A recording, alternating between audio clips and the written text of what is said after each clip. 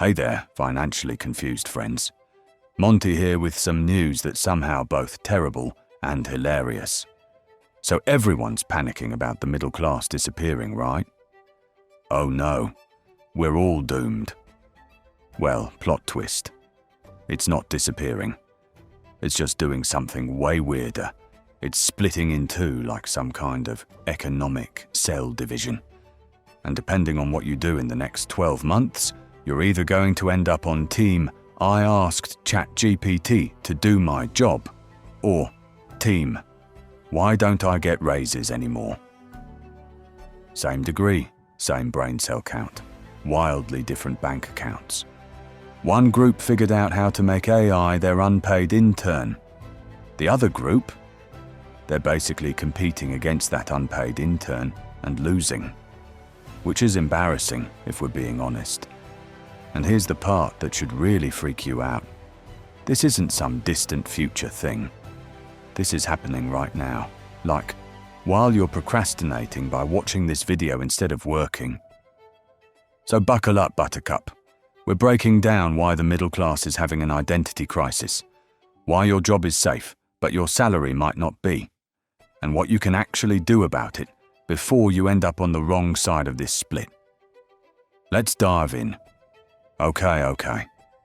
First things first. Let's all take a collective breath and turn off our doom scrolling for a second. The middle class is not dying. Despite what your uncle posts on Facebook between pictures of his lunch, we're not all heading to the breadlines. That's not what's happening here. What is happening is somehow more fascinating and way more personally terrifying.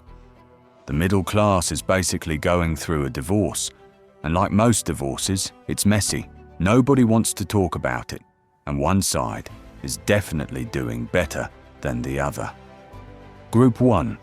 The AI leveraged middle class, also known as the cool kids. These people have the exact same qualifications as everyone else. Same boring degree, same proficient in Microsoft Office on their resume. But here's the thing. They figured out that AI is basically a cheat code. They're making more money, they have more free time to pretend they're working. They're doing the work of 3 people, but somehow getting paid like they're 5 people. It's honestly impressive and slightly infuriating. Group 2. The AI-exposed middle class, also known as the wait what just happened crew. Same effort, same dedication. Probably showing up to the office more often now, honestly. But now they're competing against either AI itself or, even worse, Dave from accounting, who learned to use AI and suddenly became Employee of the Month. Their pay is stagnant. Or worse, their pay is somehow going down. They're working harder than their parents ever did and still can't afford what their parents could. Fun times. And here's the truly wild part. These 2 groups often sit in the same office. Sometimes they share a Slack channel. Karen figured out how to use AI to write her reports in 10 minutes. Todd is still spending 4 hours on the same report, wondering why Karen just got promoted. Poor Todd. The person falling behind isn't stupid. They're not lazy. They're just playing by the old rule book while everyone else discovers there's a new game. Same college debt, same intelligence, completely different levels of financial panic.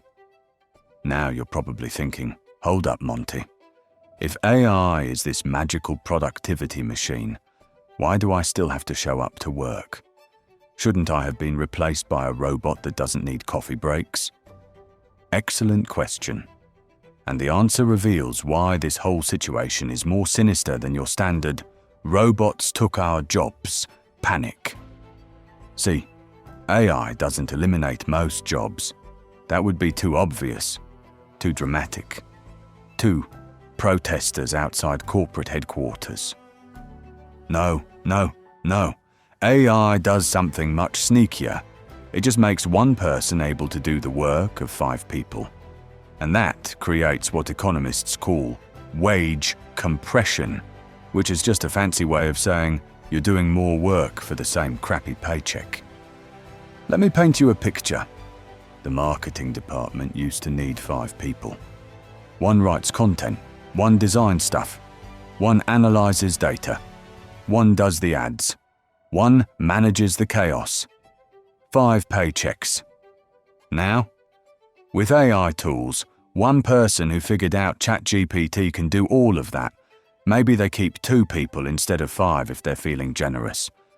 So, what does your lovely company do? Do they fire everyone in a dramatic movie-style layoff?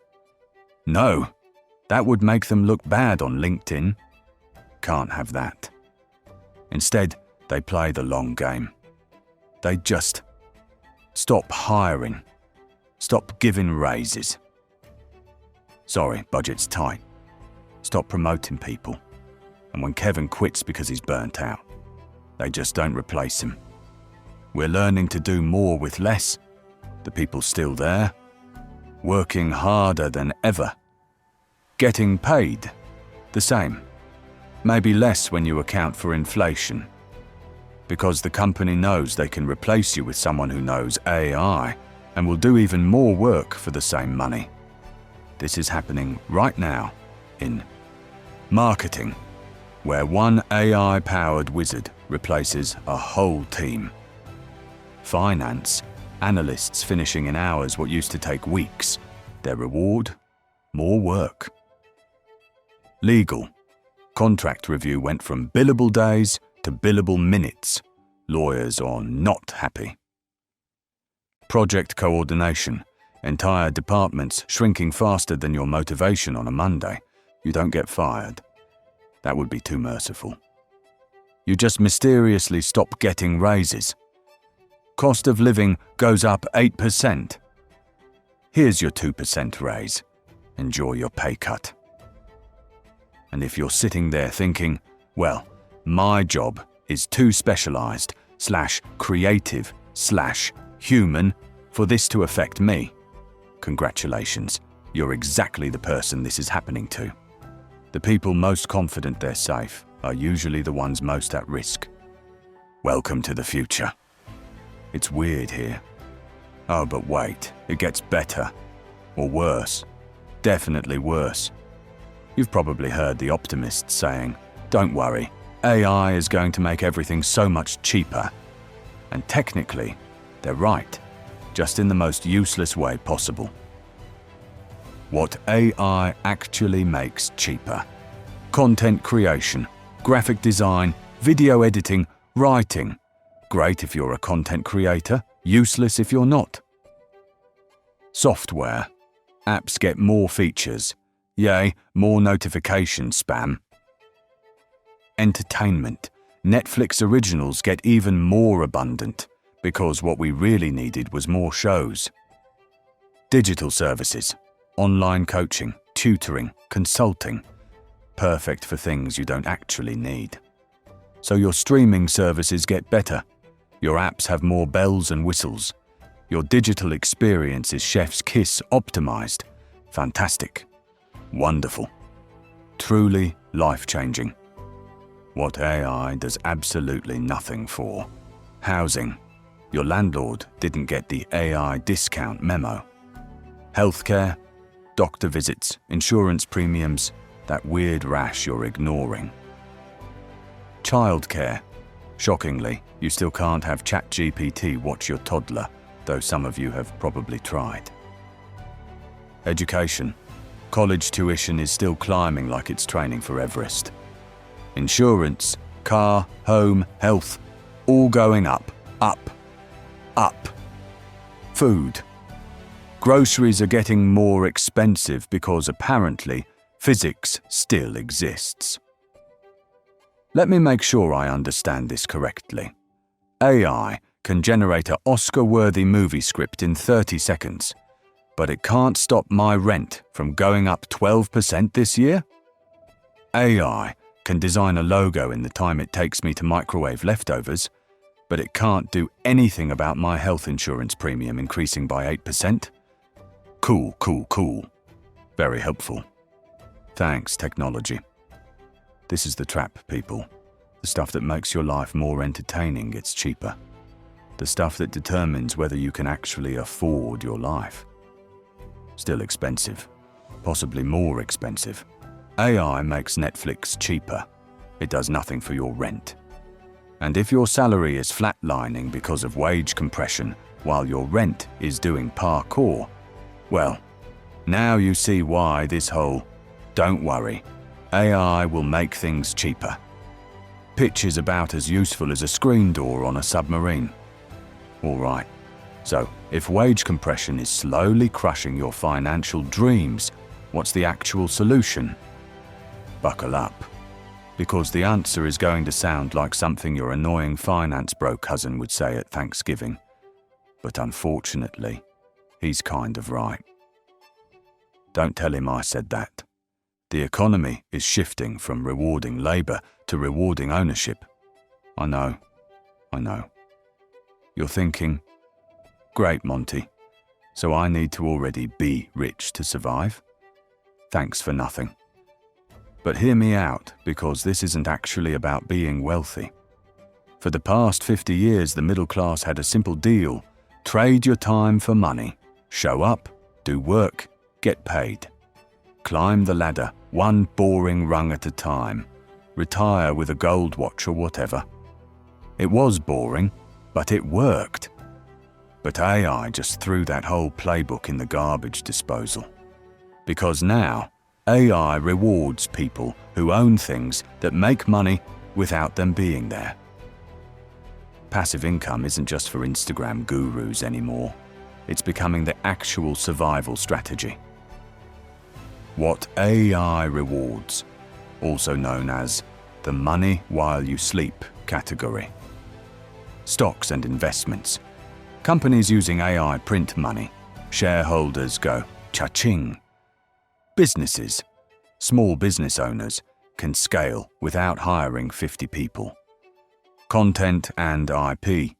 Creators who build audiences basically own a tiny money printing press. Digital products, courses, templates, apps that sell while you're binge-watching Netflix. What AI punishes, also known as the oh no category. Hourly wages.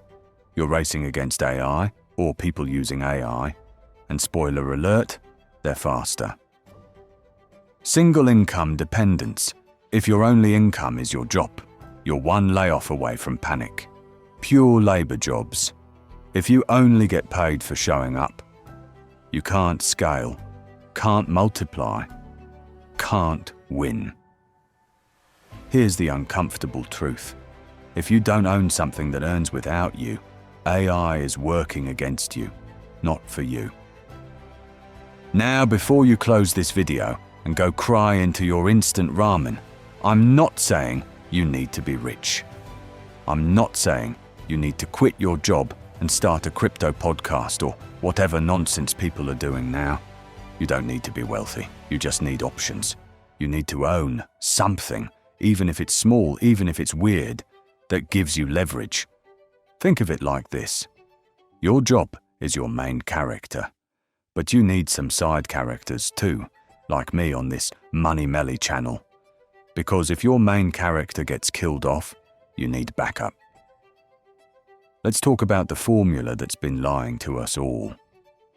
Old middle-class formula, aka the boomer promise. College degree plus stable job plus annual raises equals financial security.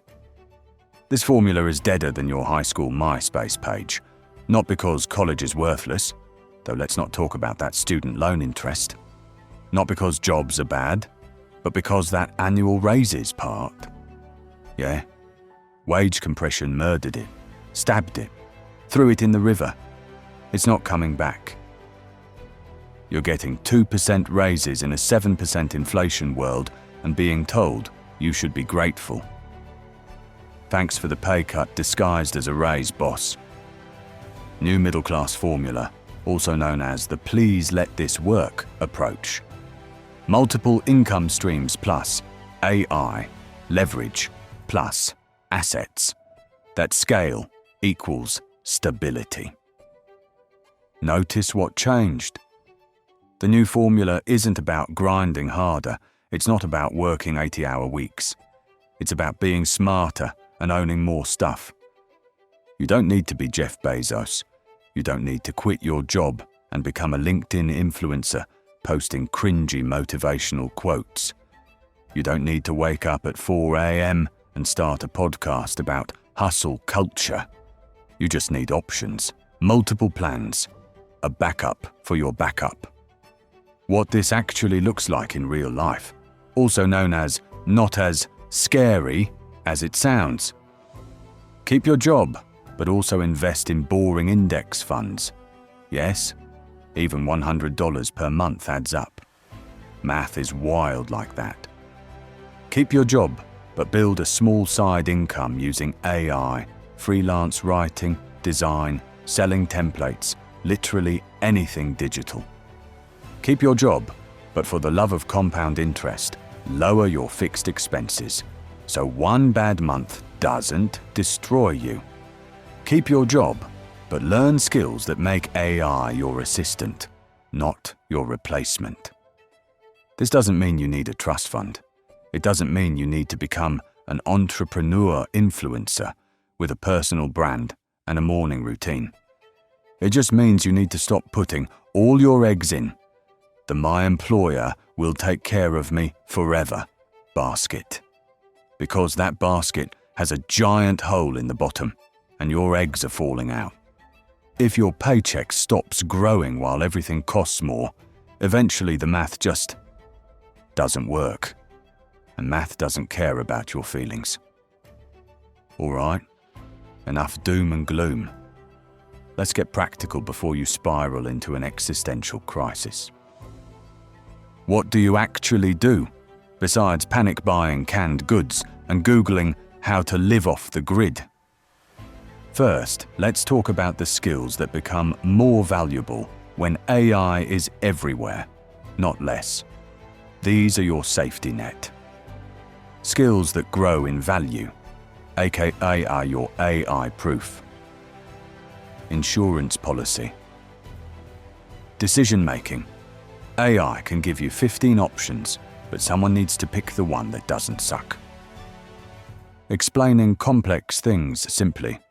AI generates word salad. Humans translate it into English. Storytelling. People connect with people, not with robots. Shocking, I know. Teaching. We'll need way more teachers because "how do I use this AI thing" is the new "how do I use my iPhone." Taste and judgment. AI can make 1,000 logos, but someone has to say, "No, that one looks like a crime." These are human skills. AI makes them more valuable because AI creates an ocean of content, and somebody needs to find the good stuff in all that garbage. Think of it this way. AI is a fire hose of information. You're the person who knows which bucket to fill. Financial moves that actually matter, aka stop being broke, a guide. Invest, even tiny amounts. $100 per month in an index fund for 30 years is literally life-changing because of compound interest. Math is magic. I don't make the rules. Side income, digital over physical. Freelance writing with AI, creating templates, selling digital products. You can sell the same ebook 1,000 times. You can only sell your couch once. See the difference? Lower your fixed expenses. If you're drowning in car payments and luxury rent, you can't pivot when things get weird. Be financially flexible or be financially screwed. Never, ever, ever rely on one paycheck. Redundancy isn't paranoia anymore. It's a survival strategy. One income source is a single point of failure, and that's called a bad plan. Here's the truth, and I need you to really hear this. You don't need to panic. You don't need to quit your job tomorrow and start a kombucha business or whatever weird thing people do now. You just need to stop pretending the old playbook still works. The get degree, get job, retire rich plan died somewhere around 2008, and we've all been weekend at Bernie's-ing it ever since. Time to get a new plan. Okay, real talk time. Let's rip the band-aid off. AI is going to make money easier to earn for some people, and way, way harder to keep for others. If you're in Group 1, the AI-leveraged crew who figured this out early, the next 10 years are going to be absolutely fantastic for you. You'll earn more, work less, have more freedom, and probably annoy everyone at dinner parties by talking about your systems. If you're in Group 2, the AI-exposed folks still playing by the old rules, the next 10 years are going to feel like running on a treadmill that keeps speeding up while someone keeps adding weights to your backpack. You'll work harder, earn less relative to your costs, and constantly wonder why you feel like you're drowning. And here's the part that really stings. The difference between those two groups isn't your intelligence, it's not your work ethic, it's not even luck. It's just whether you saw the shift happening and adapted before it was too late. That's it. That's the whole game. Ignoring AI and hoping it goes away won't protect the middle class. That's like ignoring the internet in 1995 and hoping websites are just a fad. Using AI, learning it, making it your tool instead of your enemy. That might protect you. And yeah, I know that's uncomfortable. I know it feels wildly unfair that you have to learn a bunch of new technology just to maintain the lifestyle your parents had with way less effort. You're right. It is unfair. But fair and reality are two different things, and reality doesn't care about your feelings or mine. The good news, and yes, there is good news, is that you still have time. This split is happening, but it's not finished yet. The door isn't closed. You can still decide which side of this divide you end up on. But that window, it's closing. Not tomorrow, but it is closing. So, maybe don't wait until it's too late to figure this out. Look, I believe in you. You've got this. You're smart enough to watch educational finance content instead of just scrolling TikTok for 3 hours. That already puts you ahead of like 60% of people. Just don't wait, okay? Don't be the person who wakes up in 5 years wondering why everyone else is doing fine and you're still stuck. If this video didn't completely depress you and maybe helped a little, smash that subscribe button. I'm breaking down the money stuff nobody else wants to talk about every single week. Let me know in the comments what you want to see next. Until then, stay smart, stay scrappy, and remember, your money is your power. Don't let AI, corporations, or anyone else take that power away from you. This is Monty, reminding you that the future is weird, but you're weirder. See you in the next one. Peace out.